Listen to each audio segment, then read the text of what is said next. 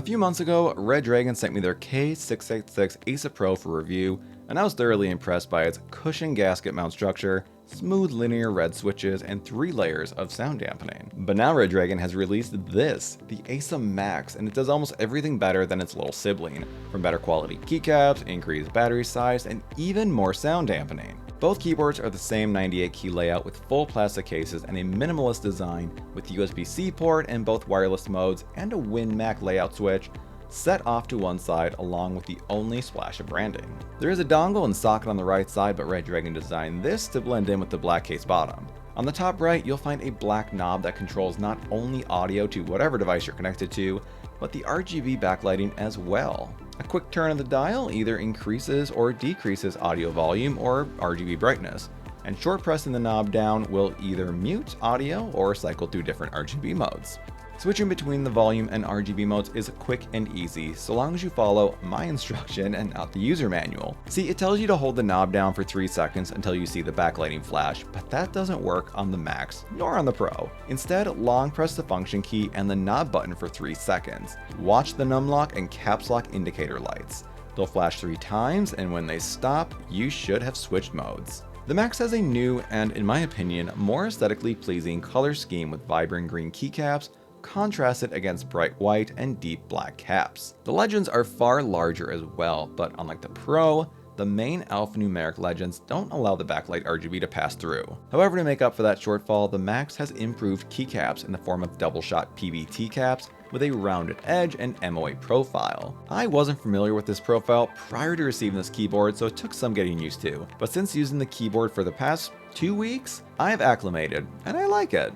Not enough to say I'm converting to only using rounded MOA keycaps, no.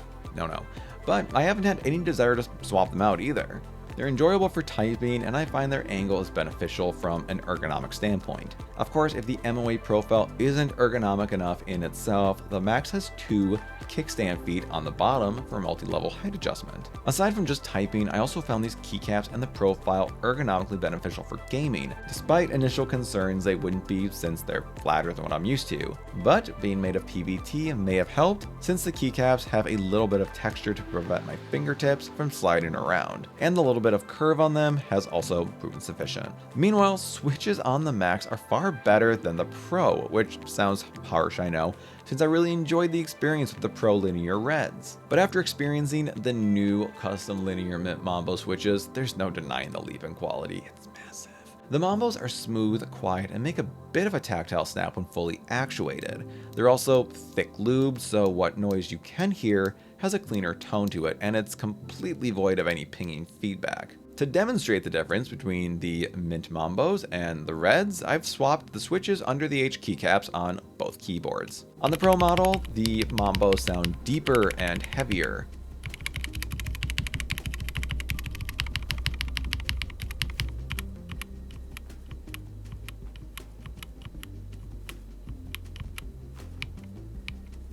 There's a noticeable amount of audible feedback upon full actuation versus the Red. While back on the Max board, the Mint Mambos have an almost stocky sound to them.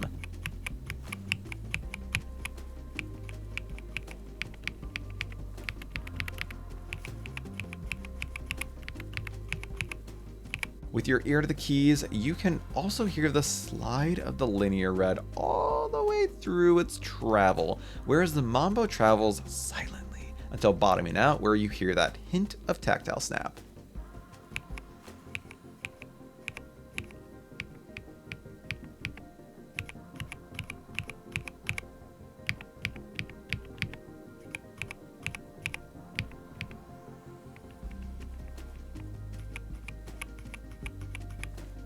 The Mambos will also be more stable since they have a 5-pin design, but if you feel the need to swap them out, the PCB is compatible with most 5 and 3-pin switches. As for specs, the custom Mint Mambos offer 2mm plus or minus 0.5mm for actuation travel, 40 plus or minus 10 grams force to actuate, and 3.6mm of total travel. Another way the Max elevates the typing experience is with 5 layers of sound dampening. Now, the Pro model was already soft and subtle thanks to its gasket mount structure and 3 layers of sound dampening. The Max has 2 more, and the results are obviously noticeable. You also notice the Eisa Max seems cushioned, and that's because this one, like the Pro model, has gasket mounts, which eliminates contact between the plate and the keyboard housing and contributes toward that soft, subtle sound. However, the Eisa Max feels a bit more rigid, and there's less of a noticeable drop on the Max while pressing down on the keys than there is on the Pro, but still far more cushioned than a non-gasket mount keyboard. As for those layers of padding, 2 of them are positioned between the positioning board and the PCB. The top of these layers is a 3.5mm thick piece of PO foam, or polyolefin foam, which you'll typically find included in packaging as thin foam sheets. Beneath that, IXPE switch foam, which is a denser foam typically used as an acoustical underlayment. Meanwhile, beneath the PCB, the last 3 are once again stacked. On top is the PET sound pad, which some describe as useful for flattening out a sound and removing any metallic tones like pings. Next is the bottom socket foam, and lastly a silicone dampener resting at the bottom of the case. The sound you get from combining those 5 layers with thick lubed custom switches and PBT MOA keycaps is a subtle, flat, creamy, audible experience that pairs exceptionally well with the haptic feedback from the Mambo switches. Have a listen.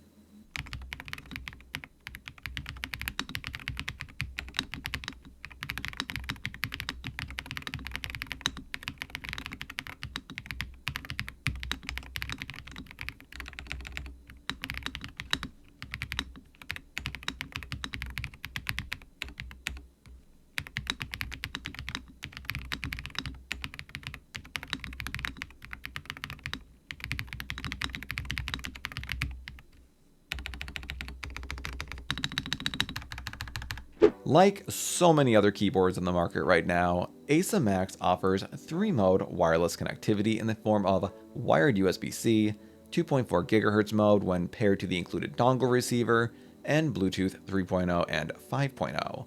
The wireless modes both seem very responsive with low latency, but unfortunately, I don't have exact performance numbers. My preferred mode is wireless, either 2.4G mode or Bluetooth, and as of yet, I haven't experienced any drops in connectivity. If you don't want to risk it at all, you can go with the wired approach and attach either the included white rubber cable or use another one of your choice. Meanwhile, if you're like me and you prefer a desk space clear of cables, rest assured the Max's battery will keep you cord-free even longer than its predecessor, as the new model offers a battery with 1000 more mAh capacity, giving you a total of 4000 mAh to burn through. Unfortunately, there are no lifespan claims mentioned by Redragon, but I've used it a ton the past 2 weeks, and the Max still indicates battery remains in the 80th percentile. And you can check the status yourself by pressing Function plus Delete to see battery life indicated in 10th percentiles under the number keys. Of course, if you want to increase that battery life and you're not a diehard RGB fan, you can always turn off the backlighting, which tends to conserve considerably more power versus with the backlighting on. Or if that's too drastic of an approach and throws off the gamer vibe, you can simply dim the backlighting either with a turn of the knob controller or by pressing Function plus down or up arrows to decrease and increase the brightness. While on the topic of RGB, the backlighting is very bright and vibrant, but the various mode patterns don't offer really anything new. They seem to be the same or very similar to most other keyboards on the market, offering wave patterns, scrolling lines, or reactive modes. Meanwhile, you can cycle through these different modes by pressing down the knob controller or by pressing Function plus Insert. One possible downside to the Max is a total lack of sub-legends for RGB controls.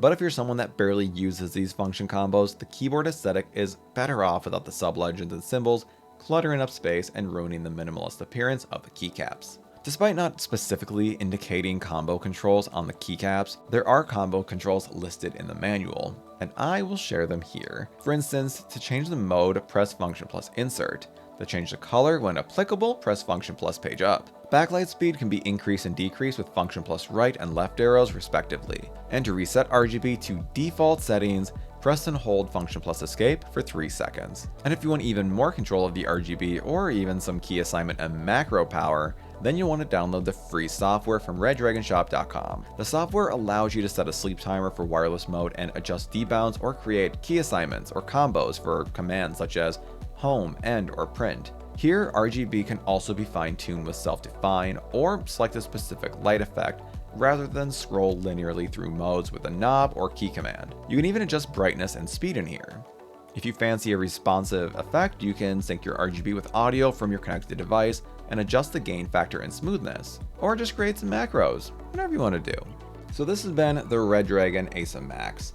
Let me know down in the comments what you prefer, the OG Pro or the bigger, better Max. Regardless, both keyboards are stellar in what they offer, but the Max lives up to its namesake by offering better quality keycaps, increased battery size, even more sound dampening, and dare I say, an even better user experience?